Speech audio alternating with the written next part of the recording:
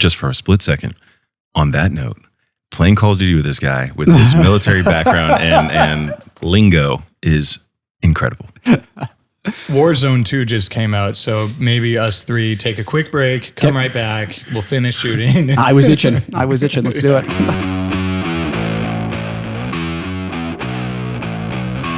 You're listening to Studio 22.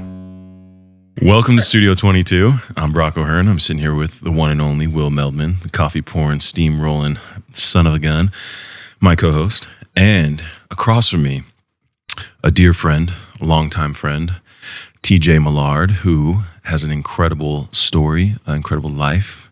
I'm very excited to hear about it, or we won't hear about it. You have to talk for us to hear. But, TJ, you have a very interesting skill set. I'm very impressed by your skill sets. One of your earlier careers. One of the earlier careers, yeah. I think you're referring to my backgammon. Backgammon years, yes, professional backgammer. Yep. Never won a game, but still. From 12 to 15, world champion backgammon player. There we go. I assume we're talking about the helicopter thing. The helicopter thing, yeah. I was going to go into chess right after backgammon. Yep. How you've never beat me, but here we are. Here we are. I'm undefeated in chess. Oh. It's because he didn't cheat with you. I don't cheat, but Will has beat me. Will is actually insane. Apache Pilot for the Army, dude. Yes, I did have the honor and the privilege of flying the most technologically advanced helicopter on the face of the planet and serving this country and protecting the ground soldiers. So, before we go any farther, I want to say thank you for your service. Oh, thank you very much. I appreciate that. Absolutely. It's awkward when people say that, but I think I've just I appreciate that. Thank you. What's awkward about it? I don't know, because when you're doing it, you don't feel like you're, I wanted to do it. I enjoyed doing that job and I made a lot of great friends and that profession was something that I wanted to do since I was in the 8th grade. So when someone's like, thank you for that, I'm like, oh, you're welcome. I would have done it for free, Yeah. Right. But at the end of the day, you're still, serving the country and the people of the country. Yeah. And it's a very admirable Yep. and respectable thing. We need you. You know what I mean? People Absolutely. like you. There's not many things on this planet more honorable than that. And I think that's a big part of it, right? The risk associated with it that not everyday civilians kind of experience. I feel like that kind of plays a big part of it. But yeah, it is interesting because it's such a highly skilled, highly sought after position to do that. It was, I think it was weirder to hear it said getting thanked for your service before I deployed. Because I'm like, well, I went to Hawaii, and I flew helicopters around the islands. That was fun, After the deployment and the work that we put in over there, you can kind of appreciate it a little bit more. And kind of what you put your life on the line for. So it's nice to hear. Yeah. With that, there's an absolute innate risk that you're putting, which is your life and, your body and everything on the line for the good of everyone else, man. It's really awesome.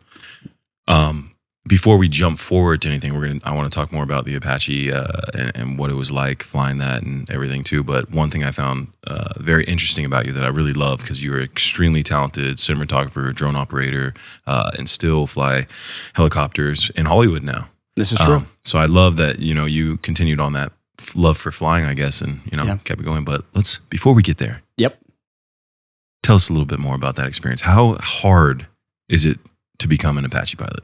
Oh, this is how long do you want to talk here? 34 seconds, go. The Apache is definitely in its own league. It is a helicopter that requires a tremendous amount of dedication and focus to learn how to fly it. It requires a certain level of aptitude to proficiently maneuver, and I'm gonna kind of trying to find my words here, but to proficiently utilize the helicopter the way that it's supposed to be utilized safely and effectively on the combat or in the combat environment. We're the only helicopter out there, at least I could be wrong here, but as far as I'm concerned, we're the only one that utilizes the FLIR system as our main primary source of flying the aircraft at night. So if you've ever seen any videos or pictures of Apache pilots in the helicopter, we got our big goofy helmet on, which is it's a really cool helmet. Actually, it's magnetically mapped to the cockpit. So every helmet is custom to your head, And then there's magnets in the helicopter. So wherever I'm moving my head, it is magnetically tracking that so that the weapon systems can articulate themselves appropriately, whether it's the rocket pods or whether it's the 30 millimeter chain gun on the front. Are you kidding? Yeah. So, if I it, turn the gun on and I turn this way, now I have my gun looking to the right or looking to the left. Wow. That's like science fiction. It's real Terminator stuff. It's real. It's not super practical. Yeah. But in the event of like you need immediate suppression, you're flying along. This guy, 2 o'clock low, starts shooting at you. Okay, waz the gun, look down, and you might not hit him, but you can put rounds on target in the area pretty quickly. So, does that affect your actual flying capabilities? Does it interfere with it anyway? Maybe not capabilities, but does it interfere with your flying if you have to be on target for something? If you're looking that way and you got to be going this way, and no. So that's a big part of the Apache is learning to disconnect your head and where you're looking from what your hands are doing, because your hands are flying the helicopter. Your head is not. So with the FLIR system, where I was going with that earlier is you'll see us with our helmets on, and then we have a little reticle in front of our right eye, and it's the HDU, the helmet display unit. That's projecting a tremendous amount of information into your right eye, and only your right eye. So you'll have, everything that if you've played a video game, you're going to see, your compass, your airspeed, your altitude, all kinds of weapon information. And on top of that, you're getting a full color image of, it's in night vision, but a full color FLIR vision, but image inside of your eye, because that's how you're now flying the aircraft at night. So you can't just go and, you can fly unaided, but you don't have the same type of situational awareness that you would have with this FLIR, because I'm looking kind of like heat vision, right? So I can see what's hot, what's cold, what's really standing out against an environment. I can see any obstacles, like that type of thing. So Predator. Very predatorish. Sorry, all my references are going to be film or TV or something. Sure, I'd probably sound like a child, but that's just how my brain works. Is this the most advanced helicopter on the planet? Like, yes. One of them? Yeah. It is the most advanced military helicopter on the face of the planet. That's pretty cool. Yeah. The process of being selected to fly that, how many people get the opportunity or even try to become an Apache pilot? It's different. It's not how people think, where it's just like, oh, it's the best of the best, fly the Apaches. It is, but I'm just kidding. It's so how the aircraft selection in the military works, or in the Army at least. You're going to go up through flight school, which is when I went through, we trained on a Jet Ranger, which is a Bell 206 type helicopter. And then smaller helicopter. Yeah, smaller helicopter. That's what everyone kind of comes to learn on. And your class is going to be around 20 people. It's like a news chopper. Like the 2-seater, like it can see 4. Yeah, it can see 4. Like in Call of Duty. Similar. That's the helicopter they train on now. So that I think the one in Call of Duty is now like it's supposed to resemble like a UH-72 Lakota, and that's what they train on now, because the Army, all of the Army's aircraft are dual engine aircraft. So what they want to do is emulate from the beginning to what you're going to get into. The Jet Ranger was a single engine aircraft, so we went from managing a single engine aircraft to a monster. Just for a split second, on that note, playing Call of Duty with this guy with his military background and lingo is incredible. Warzone 2 just came out, so maybe us 3 take a quick break, come right back, we'll finish shooting. I was itching. Let's do it. No. Yeah. After Brock and I play, I usually got to jump in the ice bath because my back is just sore from carrying that. So, I'm just kidding, buddy. You're 34 seconds up. The door's over there. Oh my god! Please, I'm your favorite person to play with. I absolutely love playing with you. I miss Gunfight. They need to add Gunfight back in. I'm clipping this, by the way. You just admitted I'm your favorite, so all the other boys are gonna know. Neil Reed, everyone's gonna be very upset. But sorry, guys. I shouldn't have brought up Call of Duty. I apologize. That's all right. We'll talk on this for an hour, and then we'll get our computers up. No, but anyway, I think where I kind of got sidetracked a little bit was selection for the aircraft. Yes. Everyone learns to train on that aircraft, on the little baby aircraft, whatever. Depending on how you do with your check rides, with your oral examinations, your written examinations, and then ultimately your PT score is going to be the last thing that gets kind of factored into your overall score. And what we have in the military is something called an OML, which is the Order of Merit list. And what that is a list of basically the ranking of how you scored throughout the entire time in flight school. And so the interesting part about it is when you go into this room, they have a little whiteboard there, and they kind of, pull the projector board and it goes up, and you can see this chalkboard. And when I went in, they had Apache written on the board. They had, it was AH-64, UH-60, Kiowa, and CH-47. So it was all like their nomenclatures, but it's all the aircraft that we have. And then under the name, it's tick marks. So it's like under Apache, there's 2. Under Blackhawk, there's 7. Chinook, there's 1. Kiowa, there's 2, And so you're like, okay, what you've basically just learned is that's how many are available for selection in this class right now. So in my class, there were 3 Apache slots available, and the class size is generally around 15 to 20 people. So they started going down the list, and I was third in my class, and they got to my name, and I took the first Apache, and the rest is history. So you didn't give that slot up. No. It's a good thing there wasn't 2 left. You were third in your class. You got to study a little harder. Were you failing the push-up test or something? You know what? Actually, the physical stuff saved me. Oh, really? I did fine on all my flying stuff. I did fine on the PT stuff. The written scores, could I bet studied a little bit harder? Probably, but I was too busy playing Call of Duty. So yeah, you're flight simulating. Yes, exactly. There you go. Yeah. Is the Chinook, is that like the big transporter one? Yeah, 2 rotors. Okay. Yep. Those are awesome. I always enjoy seeing those. That's fly a around. beast. Yeah. That's a beast. You know what's a beast helicopter is the CH-53 Sea Stallion. They transport like vehicles. It's like that one's in Call of Duty too. But we pulled into an airport one time, and we landed there, and we landed next to one of those, and our helicopter's big. Like the Apache, when people see the pictures of it, they're like, oh, that's cool, it's cute, It is a big helicopter when you stand next to it. This thing, the CH-53, is a monster. You could damn near put the Apache in the back of it. Like it's oh my gosh, it's huge. That's wild. Yeah. How many? Well, I guess you're transporting inside it, right? Is it also carrying? Is it able to? They can carry. Yeah. Yeah, they carry all kinds of stuff.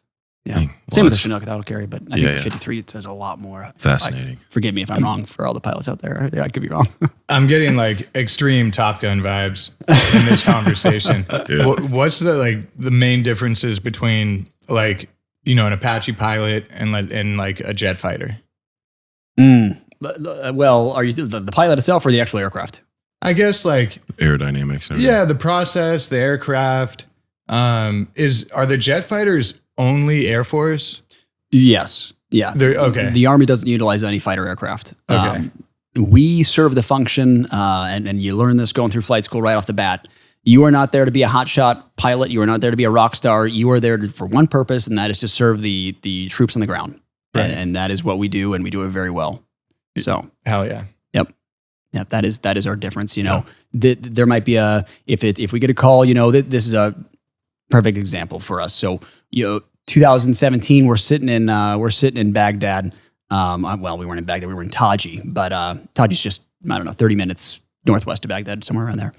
And we play Call of Duty because that's what we do when we're on a QRF shift, which is quick reaction force. So essentially, what we do is we can do whatever we want during our time down, and then as soon as that phone rings, you have 7 minutes to go from whatever you were doing to get into a truck, to drive out to the aircraft, race into it, put your gear on, get that helicopter ready to fly, and take off in 7 minutes. Oh my God. So when that call rings, you're in the middle, you're doing this, doing all the Call of Duty, phone rings, it goes silent. Right. Answer the call, Razorbacks, launch, hang up the phone, you're out the door, and we're moving. And there is nothing else I've done in my life that has even come close to the adrenaline rush that comes with that type of thing. It's just not even close. Even talking about it, I'm just like, I get it coming up at the back of my neck. I'm getting fired up, man. But it, that we, as a quick reaction force, we serve the function of troops. And if troops are in contact and they're taking fire or something along those lines, we get launched and we're able to get overhead in a couple minutes. Yeah. So you can provide like close air support, top tier air support. Will you be protecting the Chinooks as they come in to evac if we can do that as well? Yep. Can you evac also? We cannot. Well, in extreme cases, we do have the ability to get like 1 or 2 people out, and it's the type of thing where it's more so recovering down to aviators. So whenever we fly, we never fly alone. We fly with a sister ship. So it's always 2 Apaches going around, and you mess with one of us, you're going to get both of us. And so in the event that one of us did go down, though, we always had egress procedures, emergency egress procedures being that the other ship is going to land after the area is cleared out. And we have big survival vests on that we wear when we fly. And plan is to jump on the side of the helicopter, D-ring into the door, and you are going to go for a very cold, loud ride. Yeah, because you're just on the outside of this thing, and it's 2,000 horsepower each engine, just cruising along. 2,000 horsepower. Yep. That does not sound like a fun time. Don't sign me up for that. Yeah. On the topic of that helicopter and the fun rides, what is the most, if you can say it, intense or extreme maneuver that you've ever done in a helicopter? Oh yeah. What can we say on? You can say anything. I don't know what you can say actually. Yeah, I think what we'll just say is we practice a lot of combat maneuvering flight in the aircraft to effectively maneuver the aircraft in the battle space, and in doing so, we put the aircraft in very precarious positions and stuff that allows us to orient and reorient the aircraft as quickly as we need to. So interesting. I feel like I have to interrogate you to get an answer. As we're kind of transitioning into like your career in film and TV. Yeah.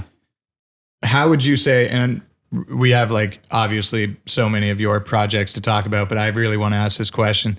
When you think like Apache Helicopter in film and TV, you kind of immediately go to like Black Hawk Down. Yep. If not Apocalypse Now, but like more Black Hawk Down, like modernly, right? Yeah.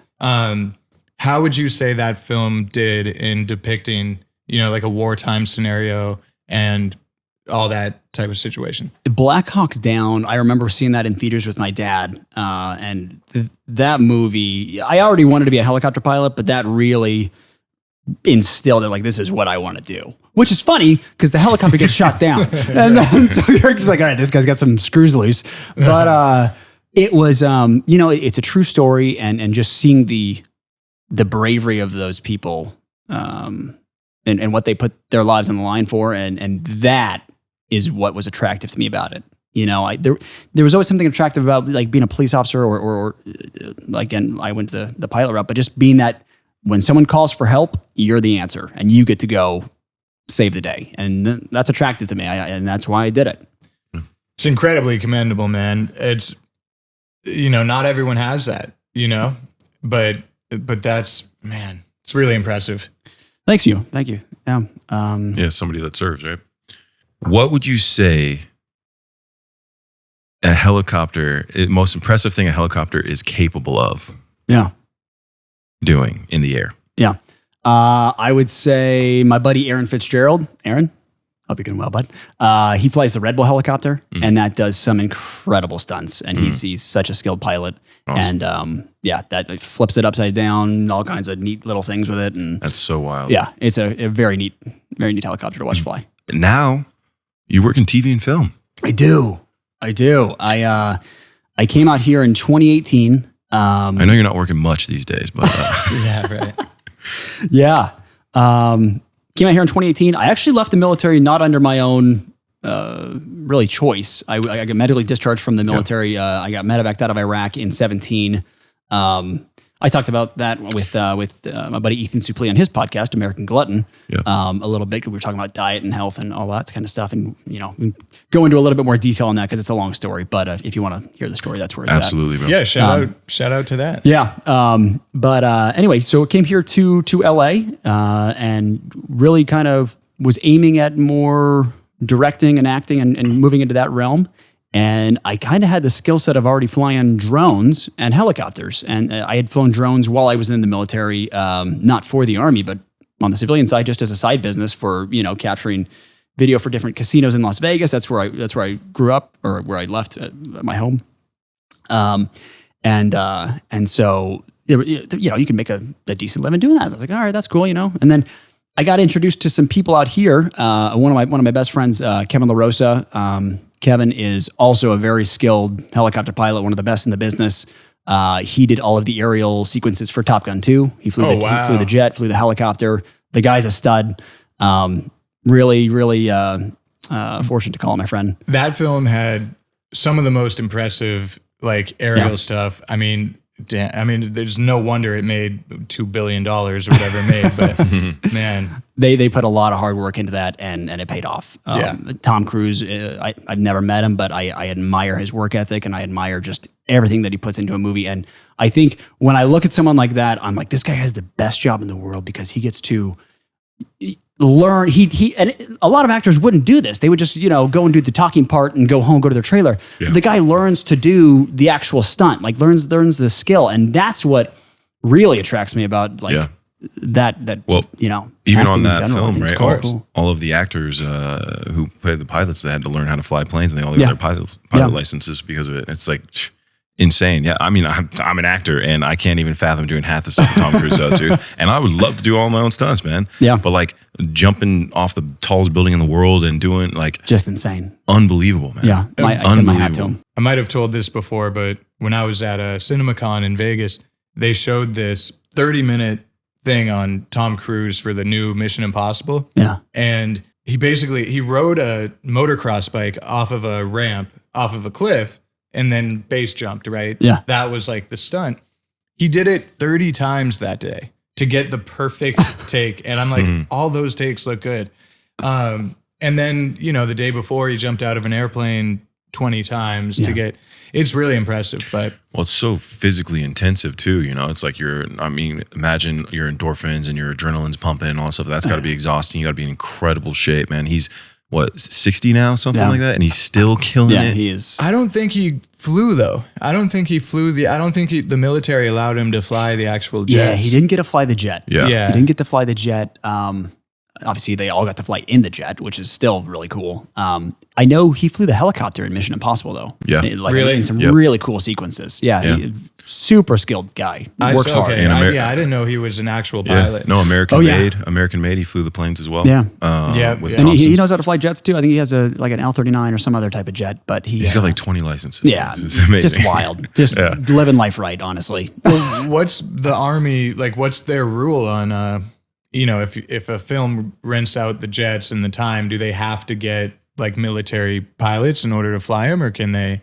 Yeah, generally, you're never going to have civilians flying military aircraft for anything. That makes sense. Not going to happen. Yeah. So everything has to go through the Army, or not the Army, but the military public affairs officers, which each branch has their own. And then, in terms of movies, everything has to get sent to the DoD and approved by the U.S. government and the SecDef of being like, all right, we can do this. And is there any leeway for, let's say, someone who's retired and that was their profession in the military, but now they're not in the military, to be able to fly one of those crafts? You're still not gonna happen. Not gonna happen. They got to be active. Yeah. Yeah. Cool. Yeah. Well, let's talk about some of your shows. Yeah. So, where I was going with Kevin, I met Kevin when I moved out here, and Kevin works over at a company called Helinet. And Helinet does aerial cinematography, and they also wear a lot of other hats. They do the Children's Hospital Helicopter. They do charter, which is kind of where I started doing a little bit of flying out here. Had the opportunity to do some sporadic SIC, which is second in command piloting on some of the helicopters over there. And just flying clientele from, whether it's pick them up in Calabasas, take them to Coachella, and then take them back. It was cool. I enjoyed it. It was a lot different than what I was used to, because literally before I jumped into that helicopter, the previous helicopter that I flew was the Apache. So I get into this thing and I'm just like, this is a lot different than I'm used to. Like, it's got a little knob for autopilot, it just turns the nose and stuff. I'm like, all right, this is pretty sweet. Who's the most famous person you've ever flown? Probably Beyonce. Beyonce. Yeah, Beyonce. Nice. Wow. Or Will Smith, one of the two. Oh, nice. buddy. Yeah. I knew about Will. Yeah. That's awesome. Yeah. Both were very nice people and nice to fly around. So cool. Hell yeah. Yeah.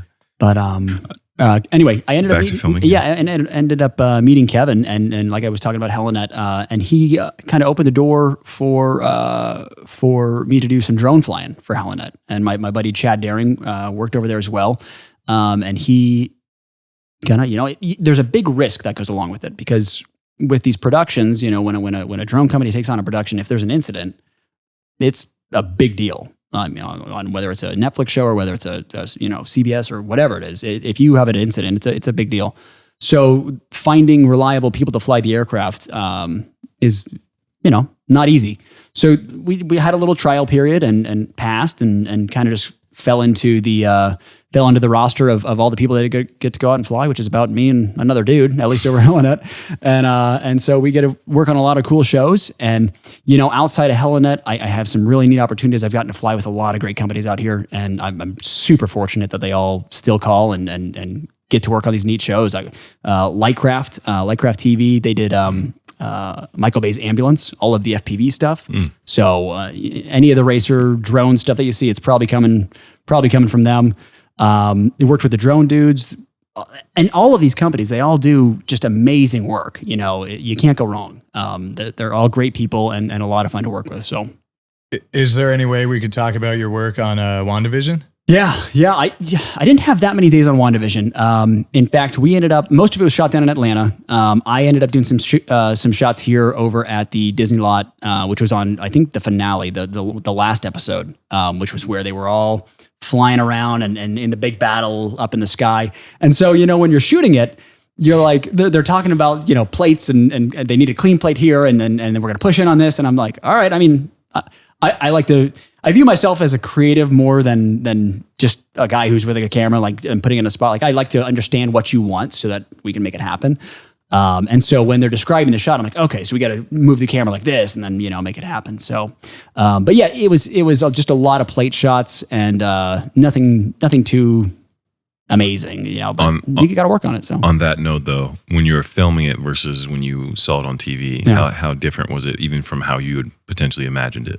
Well, the VFX in WandaVision were insane. Yeah. So I remember doing some of the shots where we fly into the village and they did like a time warp, while you're flying in. And I was just like, wow. I remember flying it and I'm just like, that's kind of cool to see your work, and I really had the opportunity, just so thankful for it, to fly on a lot of cool shows. And I don't watch them all, but every now and again, I mean, we were just, I forget where we were at the other day, but there was some TV on in the background and there's a Hyundai commercial. And I was like, oh, I remember shooting that. It's kind of fun just to see that stuff. So that's really cool. Yeah. What are some of the shows that you've had a really great time working on?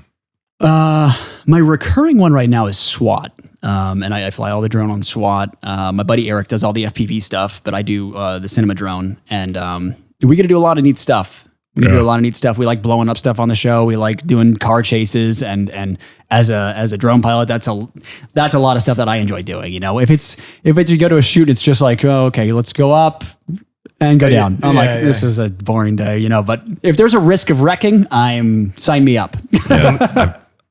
I've seen some really incredible shots that you've done. Very close calls, everything. How many drones would you say you've ruined? I have not crashed one time on a set. And now that I just said that, knock on some wood, bro. Yeah, there's the wood knock. Yeah. I super thankful for that. I think part of it is I do a pretty substantial risk assessment when I'm flying, and I think that's probably a little bit of a carryover from the military, where it's just like, all right, well, these are the obstacles in the area. I know what I am capable of. I know what this aircraft's capable of, and we just go and achieve it safely. And at any point in time, I don't feel safe doing something, I'm not shy to be like, hey, we need to rethink how we're going to shoot this because this is putting either this actor or this, something in danger. So, yeah. I mean, you're literally like a producer's like dream pilot, right? Like military experience, like a super talented director. Like your reel is phenomenal. Thank you. Like, fuck, man. Yeah, Thank you very much. I was on set one time, this random pilot we were filming years and years ago, and I'm not going to name what it was, but there was a drone operator that they brought on board, and he was like the safety guy, safety drone operator, whatever his title was, but it had something to do with safety and it had something to do with drones. This guy, nothing's safe about him. Oh no. He started freaking out on everybody. Telling everyone to get out of the way, and he was not a very nice guy, and that showed. But anyways, he went to grab this drone. It was a smaller drone, but it had two like a Phantom. It's got exactly. Legs, I think it was a Phantom. It had the legs on it, and so when he went to go get it, he grabbed it with one hand. The Phantom flipped over, and both the blades sliced his arm and cut his arm completely open. And I was like, boy. Everyone looked at each other, and I was like, that was the safety drone operator? That was the safety guy? What? I think it was not good. It wasn't pretty. I think one of the wildest Well, this has to be weighed out in risk versus what you're getting, right? So we were filming for a TV show called Waco, season 2 that's coming out soon, and Waco, Texas. Yeah, and so we had an Alta X, which is a very large production drone. It's not like it's not an Inspire 2. It's 7 feet from wingtip to wingtip. It's a big drone. That's crazy. That's as big as a table. Yeah, well, just about. And so underneath that, we have an Alexa LF or whatever camera they want to fly. I think on this it was an LF. So now we're talking about, we have this large drone and then around $150,000 worth of camera underneath it. So all in all, it's about $200,000 flying around. So they wanted to chase this car down the middle of the road in New Mexico and stuff, and they wanted to get like really low. And I'm like, all right, this sounds like a lot of fun, right up my alley. But it's at the same time, you're like, all right, if I crash an Inspire 2, it's a bad day. It's $12,000 that we're gonna have to pay to get a new one, whatever. This is bad. Like this is a wreck. It's a mortgage. Yeah, exactly. Yeah. And so we do the shot, and we had set up to where we were flying from, which was like halfway down the route of where the drone was going to pass by, just for signal purposes. And so we started down, at this far end over here, and which means the drone's going to pass us. And I just remember, as we're flying, I'm like bringing it in really low next to this car. I mean, the camera was probably a foot or two off the ground, going around 50 miles an hour. And it passes by all of the crew, and like I'm flying it as this is happening, like right in front of all of us. And it's just moving so fast with how heavy it is. It's like, whoa, and just the whole thing just flies by us. And it didn't take me by surprise, because I'm like, I'm really focused on the monitor, what's happening. But I was like, that probably looked really cool as this whole thing came flying by. But anyway, got the shot. It was super sexy, right next to this car. And that was a lot of fun. It was just a flyby, like it was nothing crazy, but just the altitude. Oh yeah, it was a monster flying by us. The part you're not saying is you're still paying it off to this day. No, they were very stoked with that shot. Awesome. But a lot of cool ones. I've worked with our buddy Max Theriot. Is it Theriot? Theriot. Or Thoreau? Max Thoreau? Yeah. Or I'm thinking of the guy, the actor in SEAL Team. He's in SEAL Team now, but when you're talking when he was he's younger. Looper. The Peterberg cult show on HBO.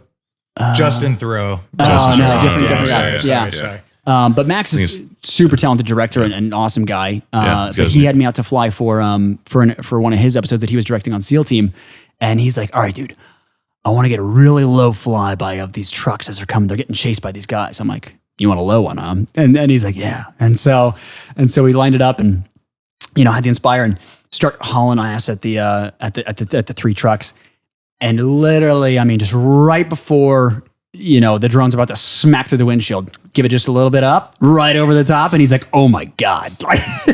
That shot was pretty wild, actually. I remember when you did that, and I saw it for the first time, and I was like, "Okay, that was inches. But also, you just got yourself more work, buddy." Holy crap! Yeah, that was a fun one. That was a lot of fun. Is that a decent rush you get when you're flying those drones? Yeah. If, like I said, if it's that high intensity the flying, $250,000 on the propeller.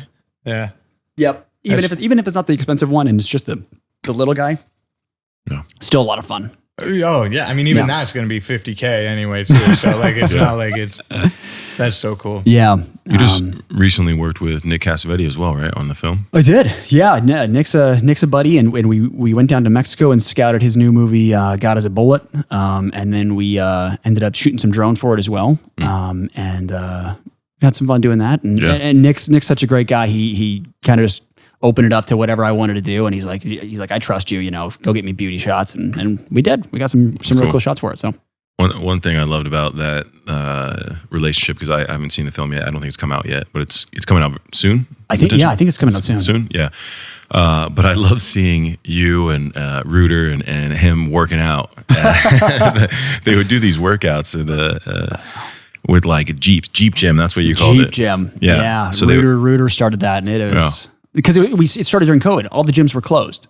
Yeah. So we ended up going out to the Fry's parking lot out in Burbank, and we would just pull the Jeep, push the Jeep on our hands. Like, it was a lot of fun. I mean, it just got you outside and I got invited a few times. I saw the videos and I immediately said no.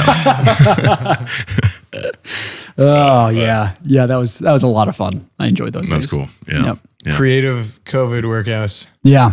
Yep. So now, staying fit. Staying fit. I'm going to be getting back into a lot more fitness here in the next couple of weeks. Moving back to Studio City and get right with Jesus in the gym and There you go. and all that good stuff. So yeah, Hell yeah. It's good. Yeah. TJ has a long history of being very fit, man, and he's a beast.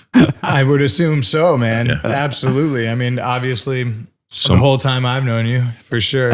And describing what you do, I mean, come on. Yeah. Let's go. And he's sitting here, so he'll tell you, but he will fully admit that I taught him everything he knows too. everything, Yeah. every single thing. Yeah. Me too. Brock just taught me everything. That's awesome, Yeah, man. yeah. Fitness has always been a big part of my life. I think it should be a big part of everyone's life. To be honest with you, it's just it puts you in the right frame of mind when you're having a bad day, and it gets those serotonin levels up, and gets you through the day, and it's obviously healthy for you. Yeah, absolutely. So That was one of the few things that I had to hold on to when I was younger that really did make me happy all the time. It's no matter how bad the day was, no matter if I wanted to be successful so bad, I wanted to be an actor so bad, I wanted to do all these things, and I didn't really have any opportunities at the time. I hadn't even moved to LA yet, and I just remember telling myself that at least if I go to the gym, I did something that helped me move forward in my life in some way. And if that was the only thing that was, progressing my life forward, I knew I had something. Yep. And now I'm playing Muscleman on various shows and doing some stuff, so it's paying off. Well, it's one of those things where it's like I think about this a lot lately, but I've just been so fortunate to have a great circle of friends for literally my entire life. I've always had just great people in my life, but that's sometimes you lose friends and or a relationship or whatever it is. But at the end of the day, when you go into that gym, 100 pounds is always 100 pounds. It's not going anywhere. It's never going to leave you. It's Amen. there. Amen. So Yep. true. The gym has got me through a lot of big breakups, for sure. Yeah, sure. No, but like, seriously, you got more clarity, you feel better, you're happier. It's the discipline that comes with it. Like, I mean, there's nothing like it, man. The runner's high. I got into running. I did like half marathon. Like, I was running like crazy. And like, man, that runner's high is like very addicting. You're chasing that serotonin dragon. I have never ever gotten the runner's high. I get pissed. The runner's high is coming. I'm like, well, we're 10 miles in. We would run all the time in the Army. I'm like, it's not coming. It's not here. It's not here. Oh, I can't stand running. You recently got a new camera. I did. Tell us about it. Yeah. I made a little bit of a jump in my directing career, I suppose. I grabbed a Red Raptor, and that's a camera made by Red, and they came out with it earlier this year, and super awesome camera. It's a monster. Yeah. Not to be confused with the Monstro, another camera by Red, but yeah. Yeah. Not to be confused with the Ford Raptor, which is a truck. Yeah. We shot the Resort, our horror film, on is it the Red Helium? Yeah. Is that great camera? Yeah. Years back, yeah. Yep. Hell yeah. So yeah, Red came out. They I don't know. They made some weird choices with it because their top of the line camera at the time was the Monstro, and when the Monstro came out, it was an $80,000 camera, and then they came out with the Raptor, and it was like more capable than the Monstro, and the next color science and all this kind of stuff, and it was $30,000. What? Like for a kit? Really? Yeah, and I'm like, oh well. Why? Yeah, maybe they're just appealing to a wider audience. Interesting. $30,000 is a little bit easier to buy than an $80,000 camera. Of course. They took all the Monstros that were left in the warehouse and chopped them up in a little wrap. Dude, can you imagine like buying one the week before the Raptor drops? Like, it's like me getting my Peloton and then you get your nice one right after. That's right. Yeah. That and it was cheaper and better. That happened. Sick, dude. Love that. I know we talked about WandaVision and, some of those shows, especially the Marvel and DC spaces, have such massive followings and so fun, one, as an audience member to view a lot of them, but you've now worked on them, right? And I hope one day, to work on some, but make some of my own as well. But we've got Comic-Con coming up. Yeah. I'm going to talk about a little bit about that. You know? I heard you guys are going. He took my segue. No, I love high five. Dude, hell yeah. Yeah. Thank you for mentioning that. It's really, really interesting to me that you mentioned Top Gun and being inspired, and even Black Hawk Down about being inspired, because basically the entire comic of Kane happened and was created after Spider-Man No Way Home. After going to the premiere with my father and then going again the next day with Brock, like, we created the comic. Like, that's awesome. You know, I've told the story a few times, but it's basically, we were like, this is awesome. We have a story to tell based around Brock as the hero, Kane. Yeah. And we got to do this. Like, it's time. So this is Brock. Oh yeah. What did you think it was you? I wasn't. I'm just kidding. No, but the artists are really good, right? It's like, amazing. It you guys have done a tremendous job with this comic book, and the art in it is just a lot of fun to look at. The pictures are amazing, and the story, you wrote the story. It's a lot of fun to follow. Yeah, man. Thank you very, very much. And like, film and TV can be incredibly inspiring. If you're a creator, if you're a writer, if you're an artist, if you're a director, anything, right? Yep. And I just find it really interesting that those two films, like groundbreaking historic films that will be remembered forever, kind of spawned these two projects. It kind of pays homage to, you know, what we fell in love with in film in general, you know, in the beginning. It was just about having real good story, good action, and not making it anything more. I mean, making it something great, but not more than just an incredible escape, you know, something that we can kind of tune in and enjoy. Yeah. And I feel like that's what's one thing that's so fun and great about the film and movie experience in itself, is that it gives us a space to dive into a different universe for a couple hours, you know, and go somewhere else and just kind of enjoy that, you know. And that was one of my favorite things about film growing up in the first place. So now we decided, you know, we want to do that ourselves and give back, and you know, maybe we have some cool drone shots in this thing. I don't know. You let me know. You never know. And ask yourself, like, what would it be like if werewolves existed? What would it be like if the Greek gods, like, were more interactive with humans, right? Right. Present day descendant of Achilles was walking around the earth. And we get to explore that in this. And but speaking of Comic-Con, so we will have a booth at Comic-Con, LA Comic-Con, December 2 through 4, right here in LA at the LA Convention Center. We're very, very excited about it. Look out for posts on their social media, on their website, on the app. You can find us all over it. But we're really excited about it. I'm gonna be there running the booth. I think Brock might be shooting, but I think he's gonna come in Saturday the 3rd potentially. I'm gonna do everything I can to be there. Hell yeah, including quit the job. If anybody hears that from that production, I'm sorry, it was a joke. No, I love my job. Please don't fire me. Yeah, exactly. But no, I appreciate the shout out, and you should come with. More to come on that. Yeah, come by. I will definitely swing by. Yeah, dude, absolutely. Bring that drone flight around.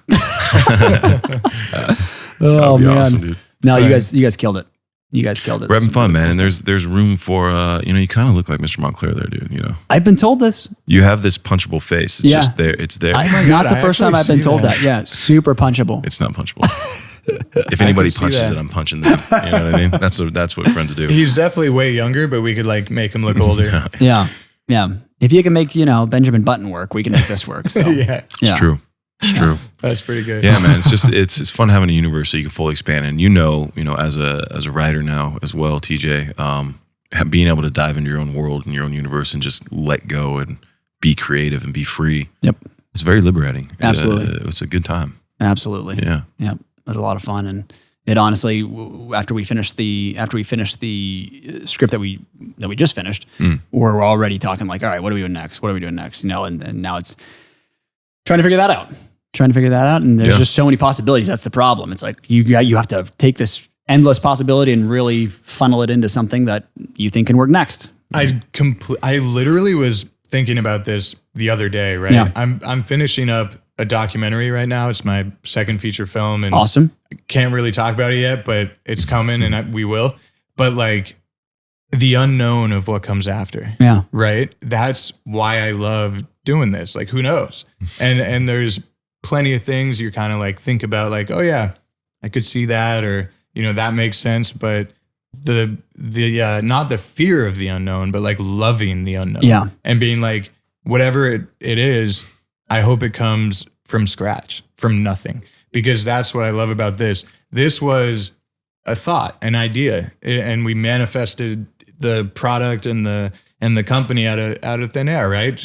Like you and your film, like all that, like our careers in life, like you just work your effing ass off to try to do what you love. And fuck yeah. The coolest thing about it too, especially being on the other end of it, is when you look at that comic book, you see, okay, there's a story, you know, there's this buff dude, long hair, right? You got a werewolf there, a couple different characters in there that look interesting, but you know, what you don't see is when I look at it, I see the entire universe that we've created. You know, I see all the conversations we've had about where the world's going and all the different cultures and people that are included in it, and having the Greek gods involved. And, you know, it's like diving into a portal of another world, man. And it's the coolest thing. It's not just this singular moment. It's an entire universe. It's pretty dang cool, man. Well, and the jump from issue 1 to issue 2 and everything that comes to light in issue 2, you're just like, oh boy, this is going some places, you know? Hell yeah, dude. Yeah. Thank you. Yeah, it's like it like Brock said, and you just said, like, it's a small fraction of what we got. Yep. And that's the toughest part, is like there's so much more.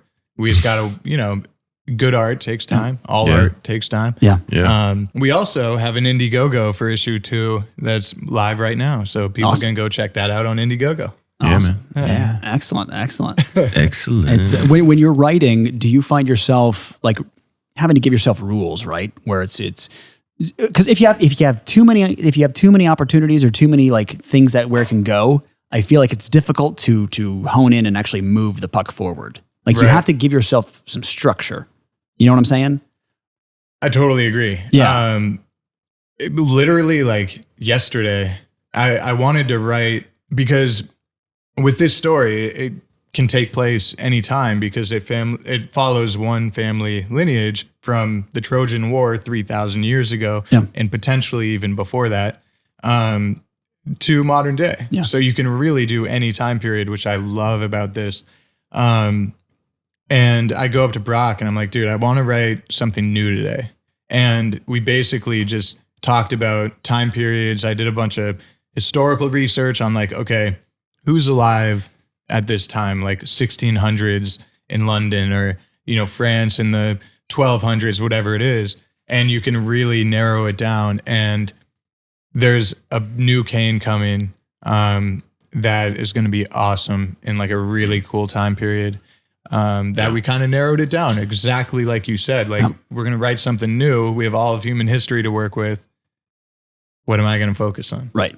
Yeah. Right. And there's so many films or stories out there that take place, you know, in certain times, right? The thing that I think is so cool about this is we have present day, and then you have all the way back 3,000 years, and like Will said, potentially more. But it's these time periods that are like, what would it be like to be a gladiator in this time frame? What would it be like to, you know, walk around in Egypt? What would it be like? Whatever we can think of. And it's like, well, it's not like we'd have to go create an entirely different, you know, comic book or story or TV or film, right? It's just an extension of what is this universe already. So you get to explore all these different times in the world. And, you know, hopefully this turns into, you know, the biggest dream that it possibly can and comes into fruition. And, you know, we're making content on every single highest version and form that we possibly could. But it'd just be so fun to explore everything, you know, like one second you're a savage and like just living in the woods as a beast. And then the next you're dignified in, you know, old England. And, you know, it's like, it's the coolest thing, man. Yeah. Hell yeah. Super cool. You're gonna buy 5,000 right now, right? Yeah. Okay. Yeah, I already placed order. I had Spencer. This is a video confirmation. I'm sending to my lawyer as proof. Full-blown proof. That's it. What's kind of the future projects that you can tease? A lot of drone. Still a lot of TV shows still need a lot of drone work. And give us some of them. I mean, some of the other ones that I've worked on, you know, previously, 911. Yeah, worked on 911, Yellowstone, or not Yellowstone, but the new one coming out, 1923. Flew up to Montana and shot that. I was with my buddy Ryan Hoskins, and Ryan is super cool dude. He's anytime you see the and I'm hoping I get this right because I don't want to discredit someone, but I'm pretty sure he said that this.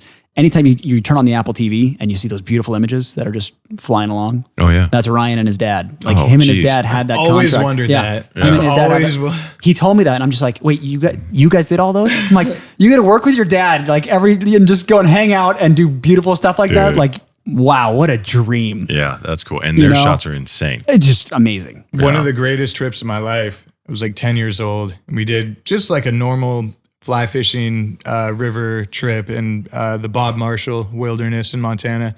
Me, my dad, my brother, and some guides. Very simple, very fun, just in nature.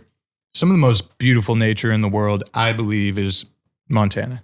Oh, yeah. Yeah. It's amazing. It's amazing. Now, that being said, we're not flying helicopters. We're not doing that. Said, well, let me tell you, floating down a river. But boys, if we ever find ourselves in Canada, I don't know if you guys go to Canada at all, but I have a buddy in Vancouver. His name's Ed, and he flies helicopters called Hunter Helicopters. And these things, I mean, it's a little MD-500, a little blue helicopter, but we rip it right up the river, right up the Pitt River, go up to glaciers, go up to. It's amazing. It is amazing. He flies with his little French bulldog, right?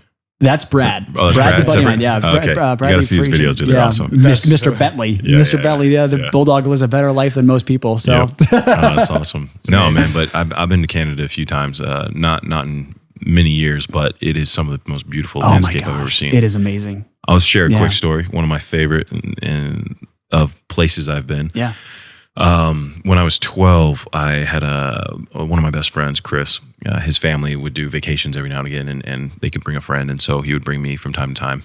And it was the only time I ever got to travel in my life, actually, or early life. And we had some friends who had a place on the west coast of Canada, and they had this beautiful little vacation home where they invited us to come stay. And so we went up there, and it was this big coastline and it had these massive trees. They're 100 feet tall, all along the coast. And we were sitting looking out one day, and we see these, like the whole beach had just turned red. And we're like, why is it red? That's so crazy. Like what? So we got the binoculars, we looked out, and it was like tens of thousands of crabs, little tiny crabs. We're like, this is insane, right? Yeah. So we walk out. And when we walked out, we see him. We're like, oh, this is so crazy, dude. And then I look up and I see this little bird attacking. It was, it's probably like this big, honestly, attacking a golden eagle. And I'm like, but it's at the end of the peninsula. And he's like, I don't really want to walk over there. He's like, I'm going to go back in. Dude, I'm going. So he walks out. And as I start to get closer, I see a bald eagle that was pecking at this fish on a rock, like probably 50 feet offshore. The fish was this big, dude, that it had caught and landed. Obviously, it couldn't like fly anymore with it, but it got it to that point.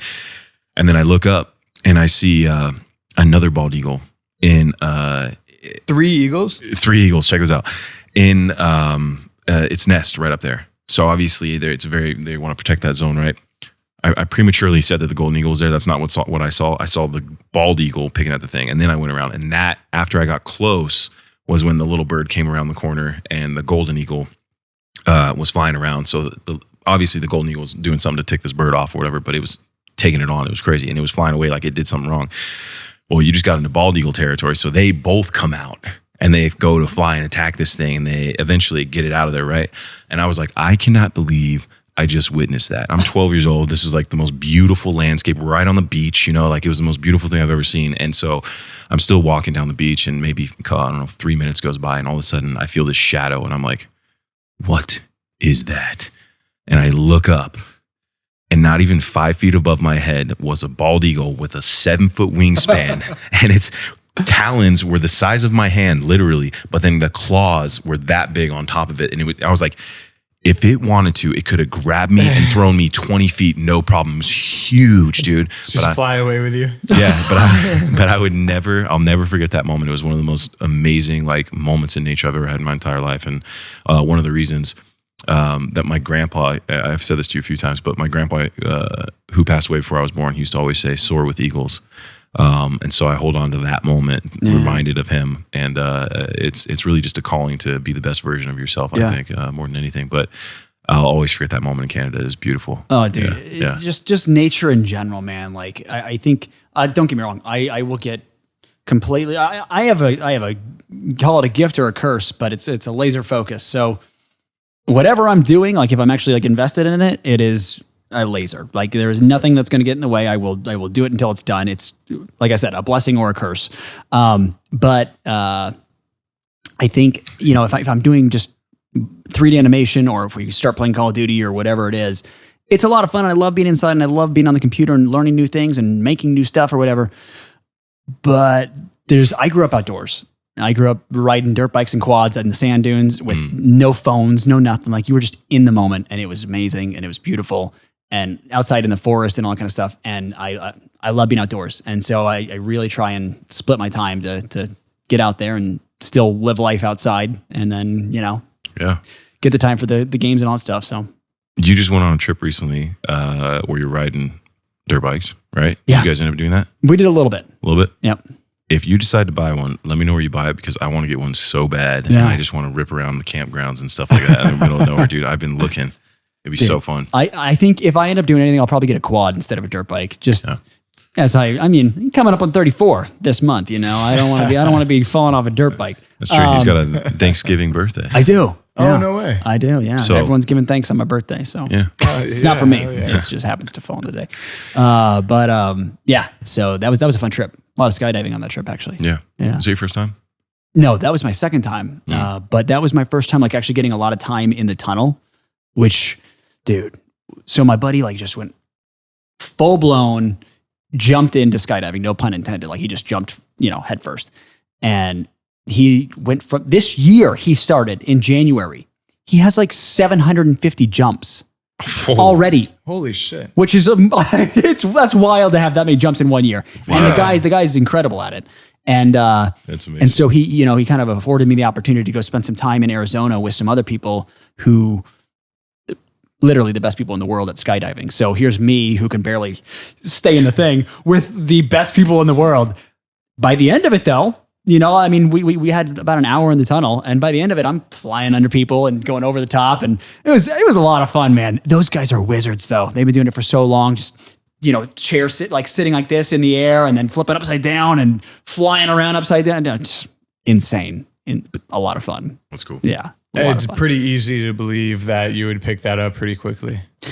Yeah, it's it was like super. It felt innate, right? Like as soon as you started to get the mechanics of it, you're like, okay, I know how to do this. And then as he was like, all right, now fly towards me, I kind of just have to like Superman. I'm like, let's go. And away we went. That's awesome. Yeah, it was a lot of fun. Yeah, Love that. I was on set a couple years back in Atlanta, and a bunch of the guys wanted to go skydiving. And I was ready to go. I was ready to rock, dude. We were going to go send it. We weren't really supposed to. Yeah. We weren't supposed to, because you're on set. You're not supposed to do anything that might potentially, anything, obviously. But I looked it up, and they said the weight limit was 250, and I was like 255 or something at the time. And I'm like, it might only be 5 pounds because you have to do tandem, but I am not risking that jumping out of a plane. I don't care. The alternative would be you just jump out solo. But I couldn't. I'd have to get all the training. And everything. Exactly. So you just go do that, and then you go jump. Yeah, he's like, just do the training. Sick, dude. And then I'd be like, oh, what am I doing? Oh, I'm flipping 1,000,000 miles an hour, and then no idea what's going on. Let's keep you on the ground for now. Listen, dude, I'm going to Tom Cruise in a couple years, but right now, let's go do, proper training. Nah, dude. It would be awesome. I've always wanted to go, man. It would be a lot of fun. Yeah.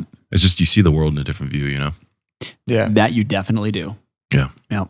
So it's kind of hard to breathe when you go out the window, or out the door, rather. Like, because you don't wear a mask like everyone. Like they wear big helmets or whatever. Yeah. And you just go out and like it's rushing. You're trying to breathe. It takes a second. Wow. It takes a second. But yeah. Dang, dude.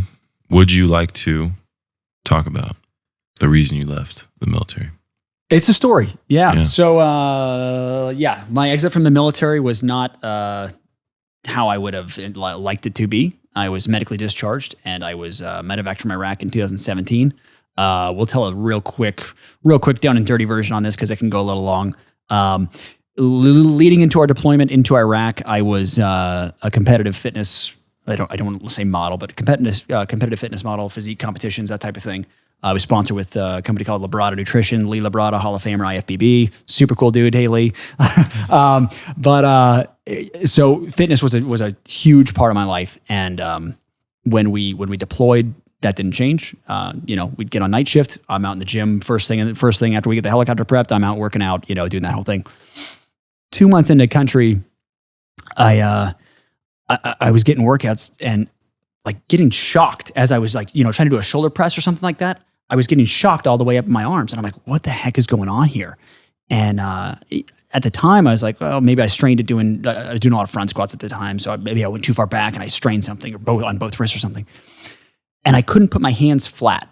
That was the real thing where I was like, all right, something's not quite right. My fingers started to like curl, and it was like painful to open them up.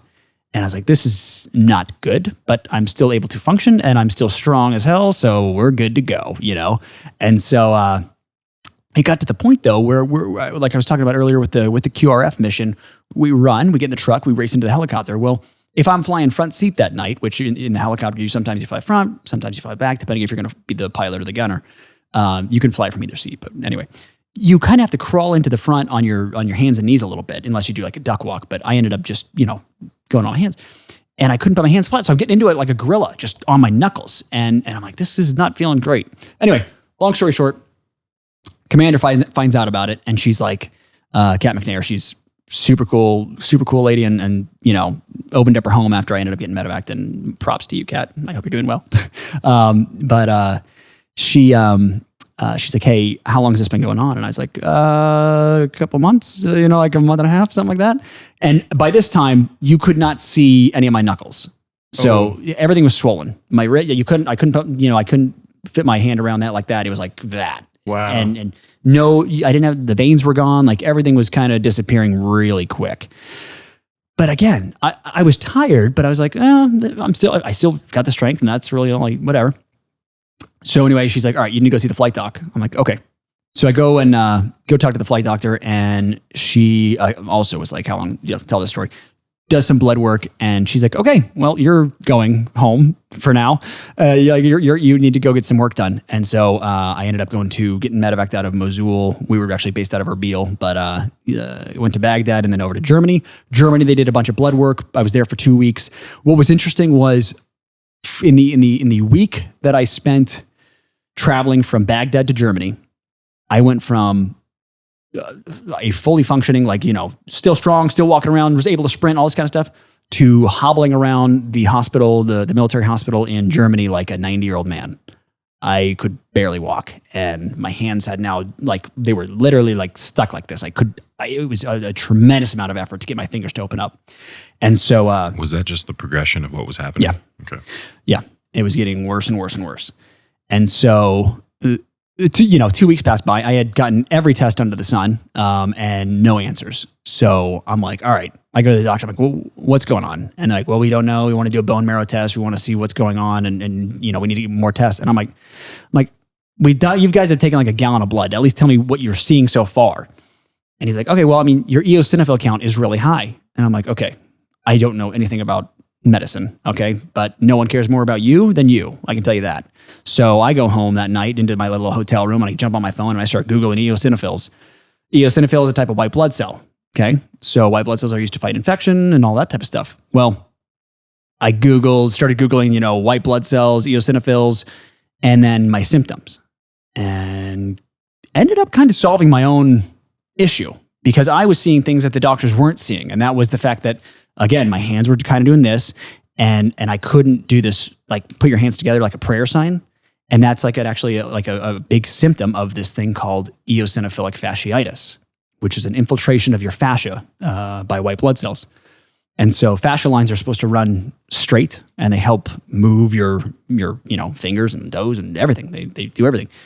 Mine, after we found this out, I ended up getting sent back to Washington State and got a biopsy done. They cut me open right here, nice big little scar there, and my fascia was all cobwebbed and no longer straight lines. It was all mixed up, and by this point in time, the eosinophil level was just through the roof. If it's left unchecked, it has the potential to turn into lymphoma or worse, and continue to till you're done.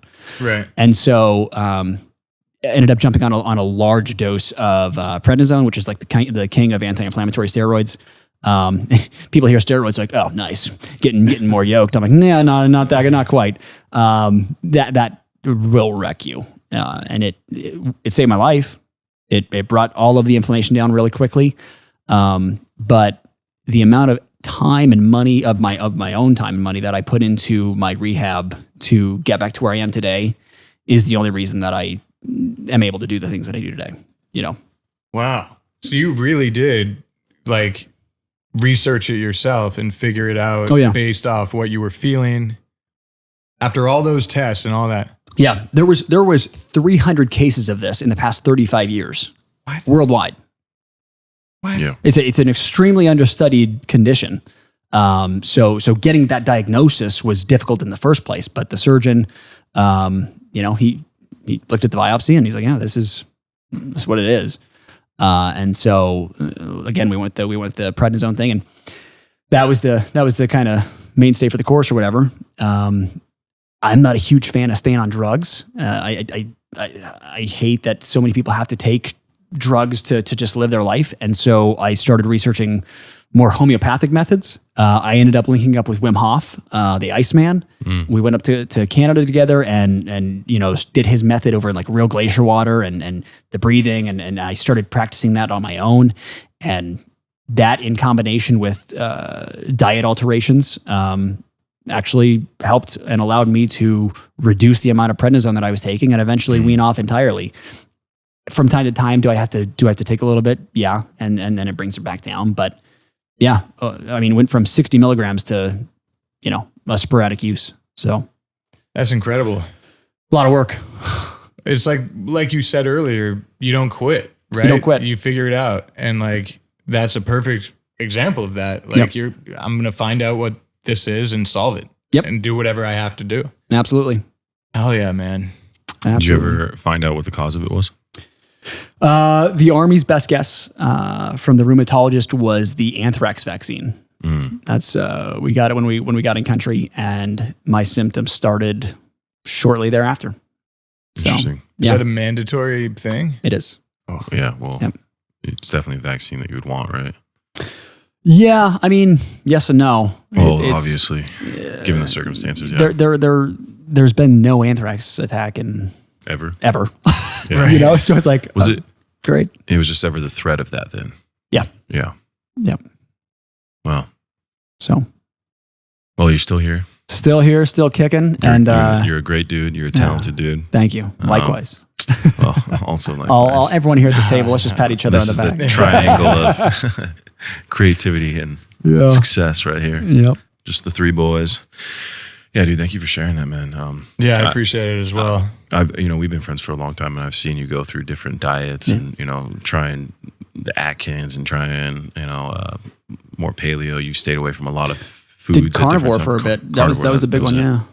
Yeah, man. But even working out with you sometimes and seeing the effects of early on, or I guess later on for you, but early on in our friendship, and it was you still powered through, man. That was the most impressive thing, It's thank you.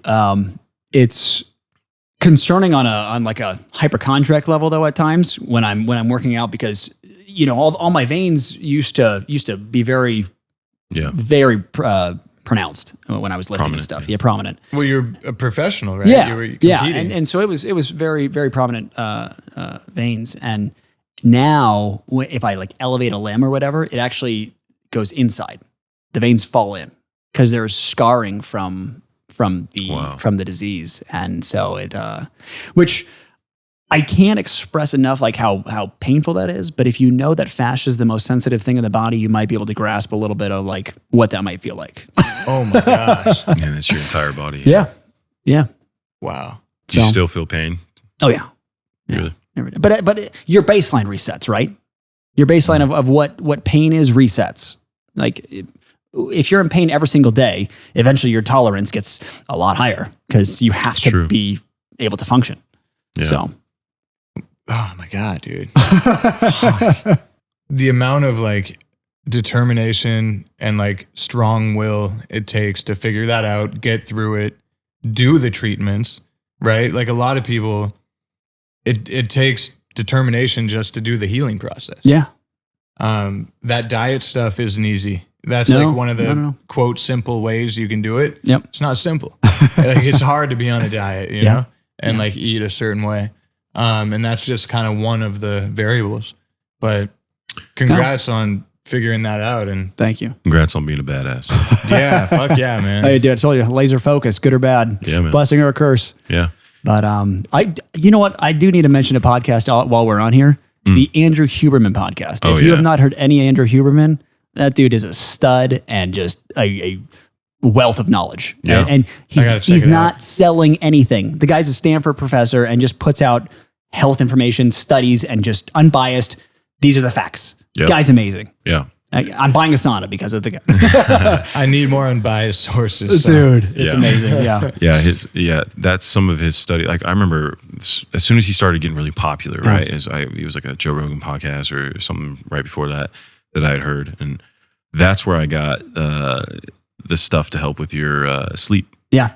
And that's what I started taking, just these simple magnesium vitamins and Yep. it was Apagen and magnesium 3 and 8, L3 and 8. Yep. Or 3 and 8, sorry, L3 and 8.